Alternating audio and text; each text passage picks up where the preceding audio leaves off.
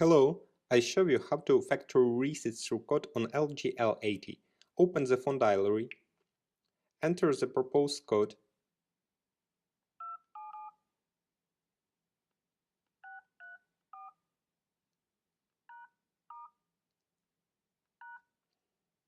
in hidden menu choose factory reset,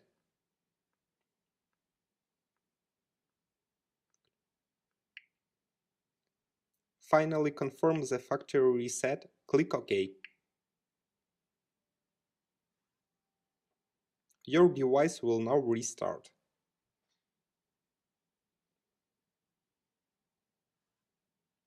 Successfully, the hard reset is completed now. Subscribe to our YouTube channel and rate the video.